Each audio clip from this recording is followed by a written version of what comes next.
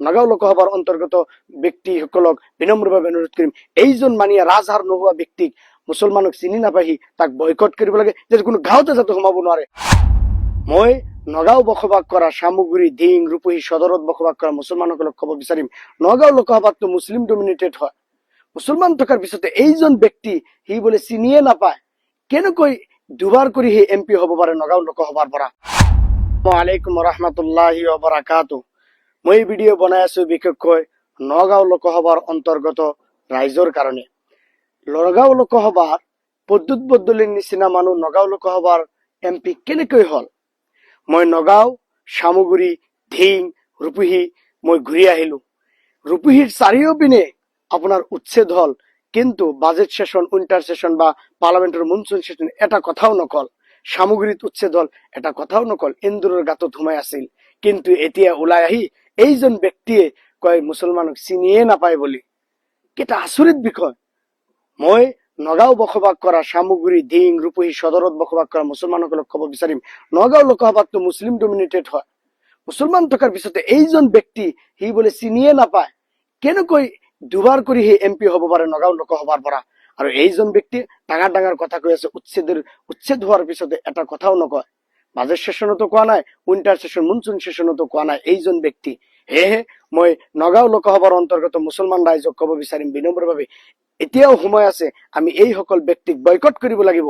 ধুবুৰী লোকসভাৰ ৰাইজক মই অনুৰোধ কৰিম, গোৱালপাৰা, ধুবুৰী, আপোনাৰ মাইনকাছৰ বীৰ সিং জৰুৱা, যে এনেকুৱা নিচিনা মানুহ আমি বয়কট কৰিব লাগিব।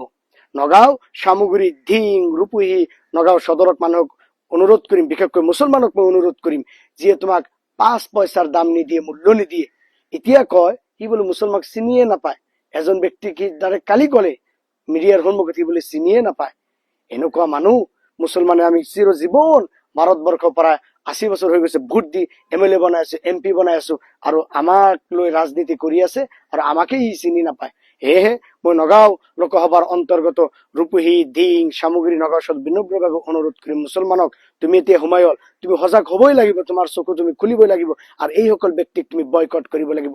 নিজৰ ৰাজহাৰ নিজে থিয় কৰি নিজে জীয়াই থকা শিকিব লাগিব মুছলমানে।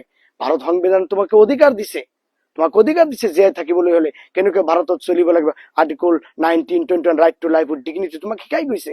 মানুহৰ তলতলীয়া গোলাম হলে নহব, তুমি নিজৰ ভৰিত নিজে থিয় হব লাগিব।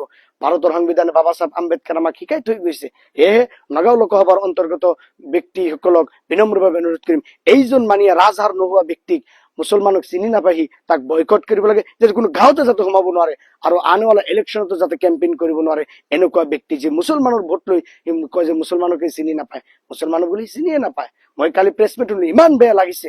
সেয়েহে নগাঁও লোকসভাৰ অন্তৰ্গত নগাঁও সদৰ, ৰূপহী, ধিং আৰু চামগুৰি বাসীক অনুৰোধ কৰিম, এই ব্যক্তিক আপোনাৰ বয়কট কৰিব লাগে, আৰু মুছলমান ৰাইজে তাক বয়কট কৰিব, কোনো গাঁৱতে যাতে সোমাব নোৱাৰে এইজন ব্যক্তি। আৰু ধুবুৰী লোকসভাকো অনুৰোধ কৰিম, এইবিলাক ব্যক্তি যেন কোনো গাঁৱত সোমাব নোৱাৰে। মুছলমান এতিয়া তুমি সজাগ হ'ব লাগিব, তোমাৰ ল'ৰা ছোৱালী শিক্ষিত কৰি আগবাঢ়িব লাগিব, সংবিধানে অধিকাৰ নিজৰ ভৰিত নিজে থিয় হ'ব লাগিব। Thank you very much.